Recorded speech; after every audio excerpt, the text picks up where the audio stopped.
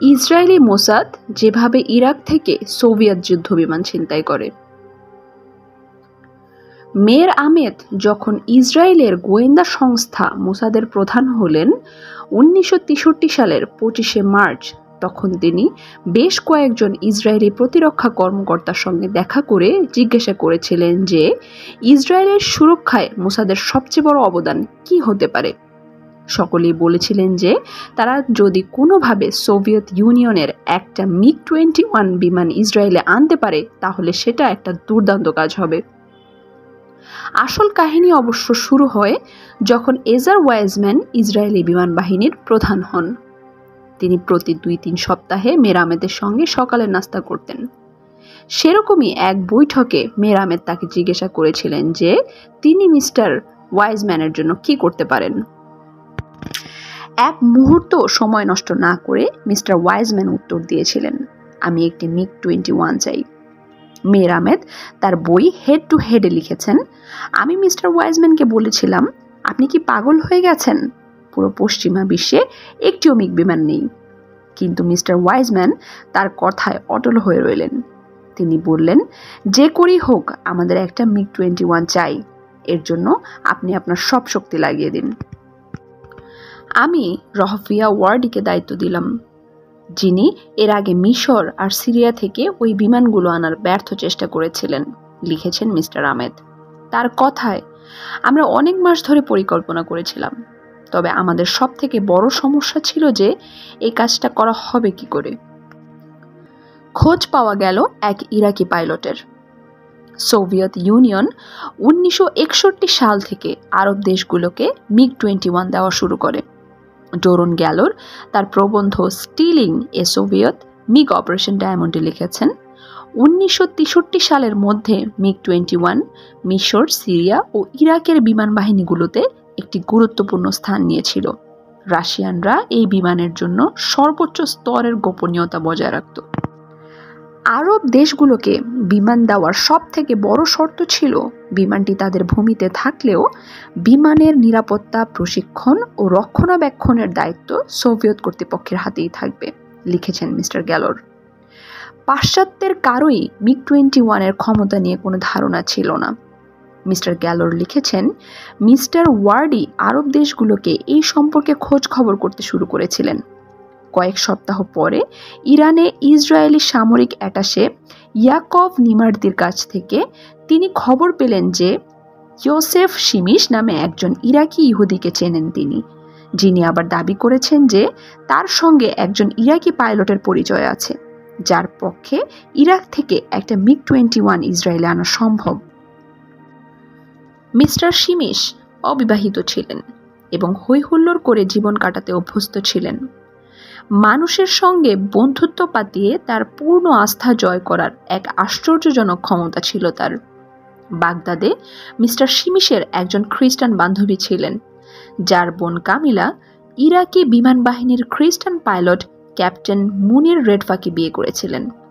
Mister শিমিশ জানতেন যে মুনির রেডফা একটা বিষয়ে অখুশি ছিলেন, কারণ তিনি একজন খুব দক্ষ পাইলট হওয়া সত্ত্বেও তার পদোন্নতি হয়নি। আবার নিজের দেশেরই কুর্দি গ্রামগুলোর ওপর বোমা বর্ষণ করতে নির্দেশ দেওয়া হতো তাদের। যখন তিনি তার অফিসারদের কাছে এ ব্যাপারে অভিযোগ করেছিলেন, তখন তাকে বলা হয় যে খ্রিস্টান হওয়ার কারণে তার পদোন্নতি হবে না এবং কখনো তিনি স্কোয়াড্রন লিডার হতে পারবেন না।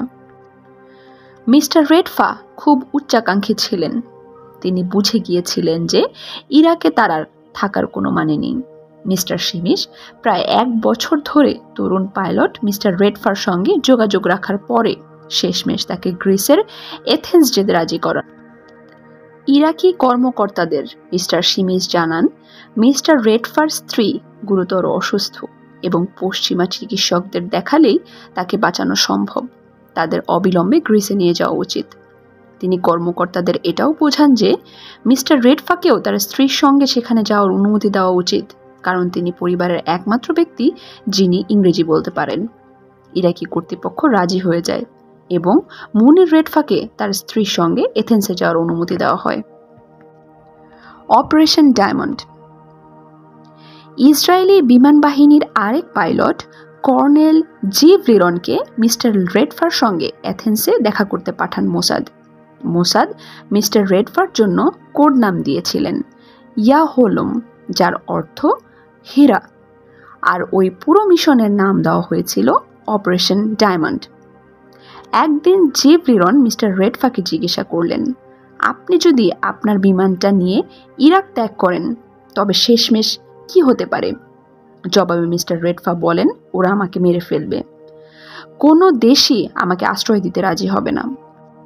একটা দেশ আছে যারা আপনাকে স্বাগত জানাবে, তার নাম ইসরায়েল, বলেছিলেন মিস্টার লিরন। একদিন চিন্তা ভাবনার পর মিস্টার রেডফা একটি MiG-21 বিমান নিয়ে ইরাক থেকে বেরিয়ে আসতে রাজি হন। পরে একটি সাক্ষাৎকারে মিস্টার লিরন বলেছিলেন মিস্টার রেডফার সঙ্গে তার কি কথা হয়েছিল। কোড ওয়ার্ড ছিল জনপ্রিয় আরবি গান। গ্রিস থেকে তারা দুজনই রোমে যান।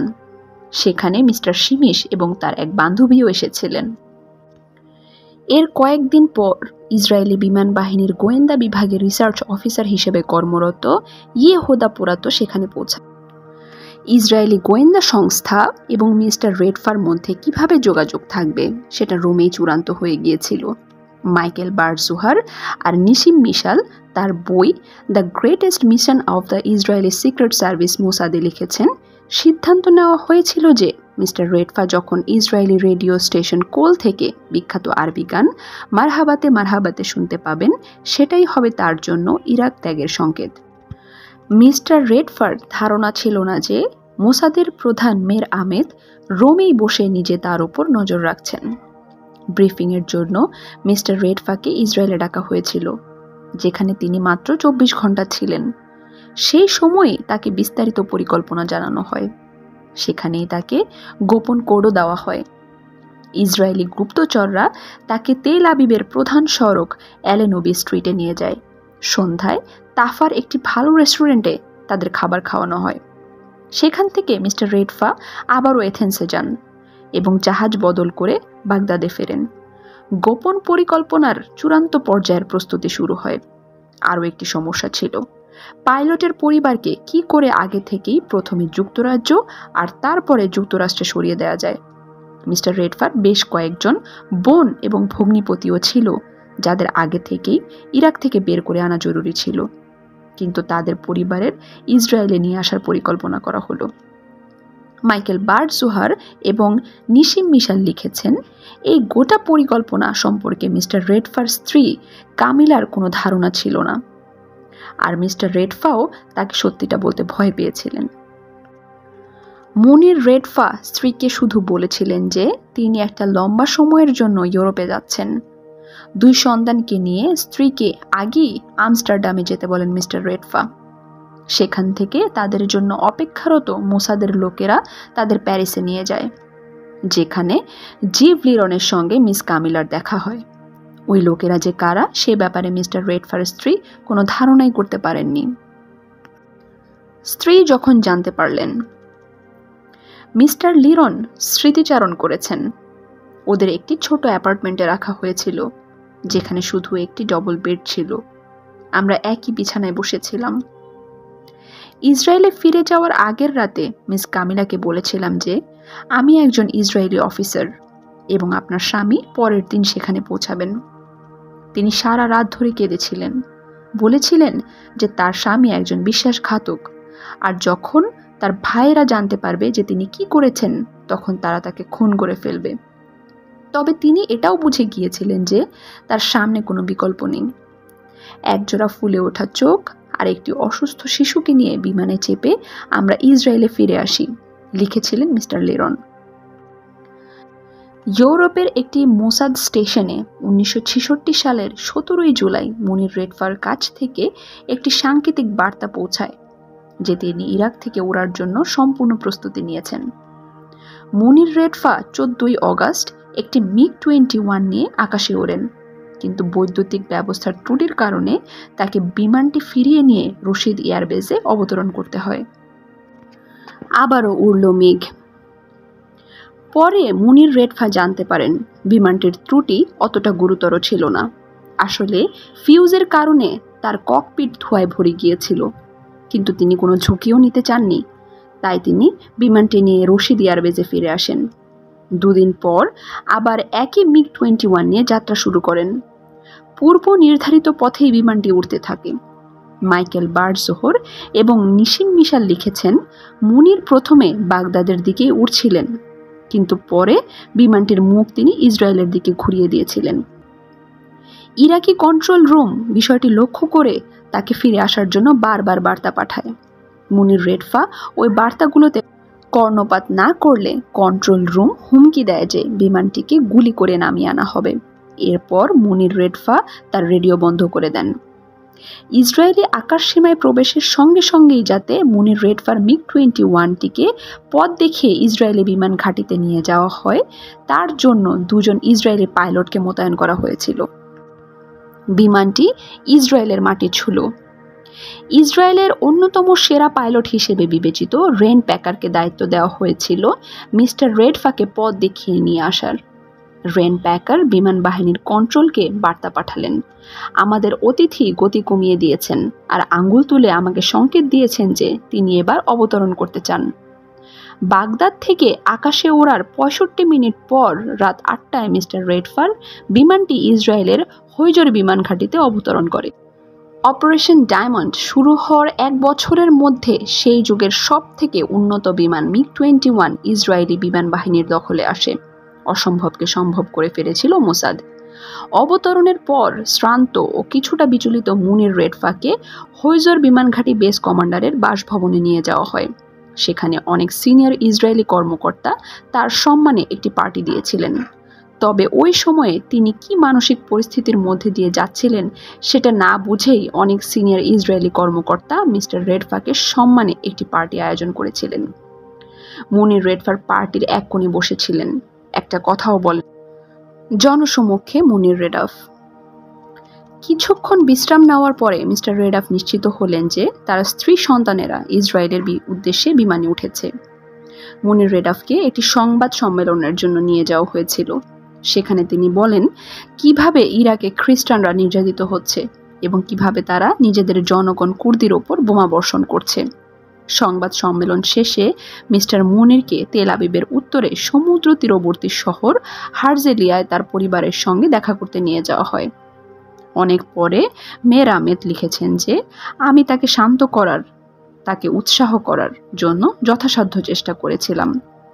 আমি তাকে আশ্বস্ত করেছিলাম যে আমরা তার এবং তার পরিবারের জন্য যা কিছু করতে পারি তা করব।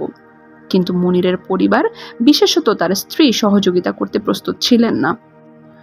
মুনির রেডাফ MiG-21 নিয়ে অবতরণ করার কয়েকদিন পর তার স্ত্রীর ভাই, যিনি ইরাকি বিমান বাহিনীর কর্মকর্তা ছিলেন, তিনি ইসরায়েলে পৌঁছান। তার সঙ্গে ছিলেন মিস্টার শিমিশ এবং তার বান্ধবী। তাদের বলা হয়েছিল যে তাদের ইউরোপে নিয়ে যাওয়া হচ্ছে, যেখানে তার বোন খুব অসুস্থ হয়ে পড়েছে। কিন্তু ইসরায়েলে তার ভগ্নিপতি যখন মুনির রেডাফকে দেখলেন, সঙ্গে সঙ্গেই তিনি মেজাজ হারিয়ে ফেললেন। তিনি তার উপর ঝাঁপিয়ে পড়ে বিশ্বাসঘাতক বলে হত্যা করার চেষ্টা করেন। মুনির রেডাফের ভাই এটা বিশ্বাস করতে পারছিলেন না যে তার বোন এ ব্যাপারে কিছুই জানত না। ভাইকে যতবার বোঝানোর চেষ্টা করেছিলেন বোন, কিন্তু তিনি কোনো কিছুতেই মানতে রাজি ছিলেন না। কিছুদিন পরে মিস্টার রেডাফের ভাই ইরাকে ফিরে যান। ইসরায়েলি ঘাঁটি থেকে উড়ল মেঘ।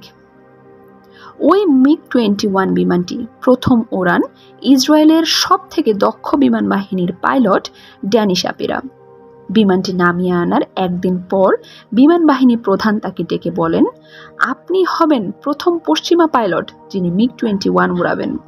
আপনাকে এই বিমানটি নিবিড়ভাবে বুঝতে হবে, এর উপকারিতা আর সমস্যাগুলো খুঁজে বার করতে হবে। মাইকেল বার্ডজোহর ও নিমিশ মিশাল লিখেছেন, MiG-21 উড়ান দেখতে ইসরায়েলি বিমান বাহিনীর সব ঊর্ধ্বতন কর্মকর্তা হতজোড়ে পৌঁছেছিলেন। সে সময় সাবেক বিমান বাহিনী প্রধান এজার ওয়াইজম্যান উপস্থিত ছিলেন। তিনি শাপিরার কাঁধে চাপড় দিয়ে বললেন তিনি বিমানটি নিয়ে যেন কোনো রকম স্টান করার চেষ্টা না করেন। মিস্টার রেডফাও সেখানে ছিলেন। ফ্লাইট শেষে মিস্টার শাপিরা অবতরণ করার সঙ্গে সঙ্গে মুনির রেডফা দৌড়ে এসে তার কাছে আসেন। তার চোখে তখন জল। আমেরিকাকে শর্ত ইসরায়েল। আমেরিকানরা বিমানটি জানতে, বুঝতে আর উড়ানো শিখতে বিশেষজ্ঞদের একটি দল পাঠিয়েছিল ইসরায়েলে। কিন্তু ইসরায়েলিরা তাদের বিমানের ধার কাছেও ঘেঁষতে দেয়নি। তারা শর্ত দেয় যে আগে সোভিয়েত বিমান ধ্বংসী ক্ষেপণাস্ত্র SAM-2 এর প্রযুক্তি যুক্তরাষ্ট্র তাদের দিক। পরে যুক্তরাষ্ট্র এই শর্তে রাজি হয়। মার্কিন পাইলটরা ইসরায়েলে পৌঁছে MiG-21 পরিদর্শন করেন আর আকাশে উড়িয়ে পরখ করে নেন। মুনির ইসরায়েল ছাড়লেন। ইসরায়েলের হাতে MiG-21 তুলে দেওয়ার জন্য মুনির রেডফা ও তার পরিবারকে চড়া মূল্য দিতে হয়েছে। মাইকেল বার্জুহার এবং নিশিম মিশাল লিখেছেন, মুনিরকে ইসরায়েলের কঠোর নিঃসঙ্গ ও দুর্বিষহ জীবনযাপন করতে হয়েছিল। নিজের দেশের বাইরে একটি নতুন জীবন গড়ে তোলা তার জন্য প্রায় অসম্ভব হয়ে ওঠে। মিস্টার রেডফা ও তার পরিবার বিষণ্ণতায় ডুবে যায় এবং শেষ পর্যন্ত তার পরিবার ভেঙে যায়। তারা লিখেছেন, 3 বছর ধরে মিস্টার মুনির ইসরায়েলেই তার দেশ বানানোর চেষ্টা করেছিলেন। এমনকি ইসরায়েলি তেল সংস্থাগুলির ডাকোটা বিমানও উড়িয়েছিলেন, কিন্তু সেখানে তার মন বসেনি। ইসরায়েলে তাকে একজন ইরানি শরণার্থীর পরিচয় দেওয়া হয়েছিল, কিন্তু তিনি নিজেকে ইসরায়েলের জীবনের সঙ্গে মানিয়ে নিতে পারেননি। কিছুদিন পর তিনি ইসরায়েল ত্যাগ করে ভুয়া পরিচয় দিয়ে একটি পশ্চিমা দেশে চলে যান। সেখানেও নিরাপত্তা কর্মীদের ঘেরাটোপে থেকেও তিনি নিঃসঙ্গ বোধ করতে থাকেন। তিনি সবসময় ভয় পেতেন যে একদিন ইরাকের কুখ্যাত মুখাবরাত তাকে টার্গেট করবেই। নিঃসঙ্গ মুনিরের মৃত্যু।